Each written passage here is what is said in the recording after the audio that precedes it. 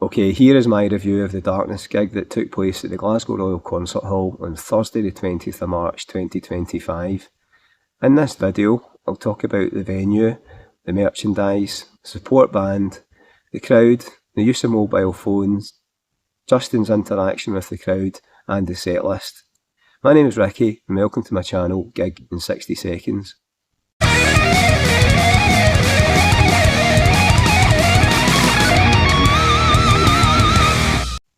Okay, so it did raise my eyebrow when this gig was announced that they were going to be playing at the Glasgow Royal Concert Hall. I didn't really associate that with rock acts. I'd only actually been there once before, and that was an evening with Blackstone Cherry about 10 or 15 years ago. So it holds about 2,000 people, or 2,500 depending on the layout. So on the night there was a small section for standing down the front, which I think holds up to 500 people, but I don't think it was anywhere near that amount of people standing there on Thursday. So there was a small selection of merchandise. Again, the t-shirts were priced at £40, and I don't know how much the hoodies were. They were about 65 or 70, I think. I didn't buy anything. I was tempted. There was a nice Darkness one with a white logo on it, and in the background it had the Rock and Roll Party Cowboy, but in the end I decided not to buy anything. Can't keep buying merchandise. I don't have enough money, and I don't make enough in these videos to buy them. Okay, so Ash came on at 8 o'clock and they played for 45 minutes. They did 9 songs. There's only really 3 that I knew, which were Shining Light, Burn Baby Burn, and Girl from Mars. And I found a couple of snippets of like 2 of them, Shining Light and Burn Baby Burn, and I've got them on the channel as a wee video if you want to check it out. I thought it sounded pretty good as a band. They were Northern Irish, which I didn't actually know until the singer, started speaking. So like, he sounds Irish, and then I checked them out afterwards. I always thought they were an English band. So I mean, yeah, they were good. They're not a band I wouldn't go and like see them playing on their own, but as a support act, you know, they were more than decent. Okay, so to the main act itself, the Darkness came on about 9:10, and they played until 11 o'clock. Now the ticket for this concert was only £45, which represents really good value, especially by today's ticket prices, so pretty pleased with that, getting to see 2 decent bands.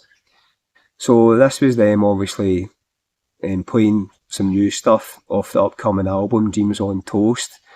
On the night they played like about 17 songs in total. They had, I think it was 5 off the new album, and the opener, Rock and Roll Party Cowboy. I thought that's pretty good. I'd listened to that a few times beforehand, and I thought that's a good like song to start the gig off with, quite up tempo, just a really good kind of riff from it. And they ended the night with I Hate Myself off the new album. The other one that went down for me quite well, I think, was Walking Through Fire. And there was a lot of crowd interaction, and he was trying to get the crowd. I filmed some of it. He was trying to get the crowd to like, as if they're like marching through fire, like one way, and then turn round and do it the other way. And it looked pretty cool from up above. Obviously, there was only like a small section could do it. It was only the standing bit in the middle that could do it, but it looked pretty cool from up above. So yeah, I think those songs went down quite well. So there was plenty of interaction with the crowd from Justin, as you would expect. I think this is like my 4th time seeing the Darkness. I've seen them twice. Once as a sort of co-headline with Blackstone Cherry, and another time way back at the Academy. I think they supported Shinedown, and then I saw them in December 2023 at the Barrowlands, I think. And yeah, obviously at this gig, so this is but the 4th time that I've seen them. So they were good. As I said, Justin, you know, was in good form. He was chatting to the crowd and saying how he loves it up in Glasgow, and he touched about the venue and saying like, this is a bit unusual, and he says, oh, actually it's kind of growing on me. It's like you got a section up there and a section up here and stuff like that, but I think he was a bit surprised, so I'm not quite sure why the band's management booked there unless they couldn't get the Barrowlands or the O2 Academy or somewhere else. But yeah, plenty of interaction, as I say. I thought the crowd was good as well. A bit tempo to work to. Show me your ideal bounce cadence and I'll play the song accordingly. You're not bouncing, you're just smiling at me. That's fine, but I can see that you're not bouncing. Bouncy, bounce, bounce, bounce, bounce, bounce, bounce. Yeah, you're alright, let's do it. Bounce, bounce, bounce, bounce. There's people at the back there just not bouncing. The lights are on you, friends. You're spoiling this for everybody. Oh, I'm not spoiling it, you're spoiling it. What do you mean I'm spoiling it? You're the ones who's spoiling it. Look, turn around, face those people there who aren't bouncing, and say to them, bounce, motherfuckers. Bouncing, bounce, bounce. I said bounce, motherfuckers. Come on, bounce, bounce, bounce, bounce, bounce, bounce, motherfuckers. Bounce. We're at the way to start the song. Bounce, bounce, bounce. I can do this all night. The only thing, a slight negative, right, and this might divide opinion here, is he went on just before I Believe in a Thing Called Love. He was going on about the phone. Nothing doing. Oh, wait, I got an idea. As soon as I started playing that riff, I saw 3 cameras come up with lights on. Put your fucking phones away. Start having fun, guys. Come on. And think about the people behind you who have to watch the fucking gig through your screen. Put your phone away. Stop being a dick. Come on. That's enough. People using their mobile phones. And I've seen this before. He did that similar to the gig at the Barras. He was saying, look, put your phones away, but actually quite, aggressive, I thought about it. This will split opinion. I obviously record some footage when I go to these concerts, right?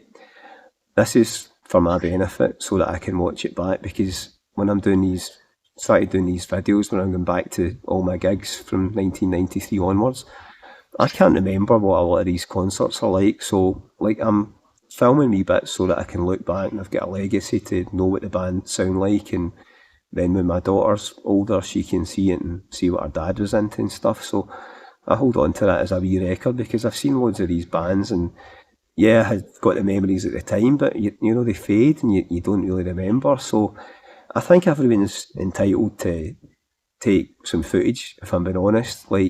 Don't film the whole thing obviously, but certainly to film clips.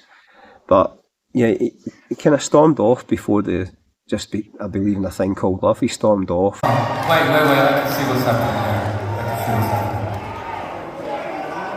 here. You don't want us to play I Believe in a Thing Called Love. Okay, got it. See you later, guys. We'll see you next time.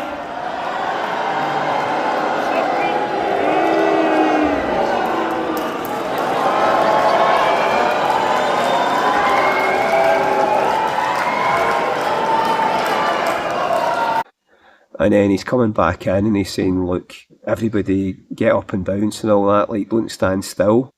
Right, I get it, he's trying to get the crowd into it, and he doesn't want folk filming. And on that point, I do get it, because he says, look, put your effing phone down, you're blocking the person behind's view.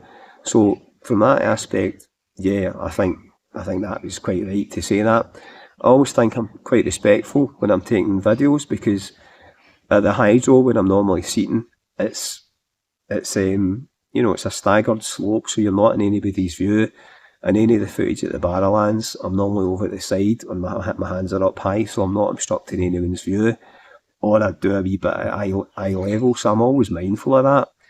But, he was saying to everybody, get bouncing backwards and forwards, and maybe not everybody's mobile to be jumping up and down. I know he's trying to create an atmosphere, but at the same time, if people want to record a bit of footage, I think that's up to them, as long as they're maybe not in the way of somebody's eye level, what he was saying. I mean, I have filmed about a minute and a half of that song, because it was away up the back and out of everybody's view. So I actually moved from my seat because there was 2 women behind me.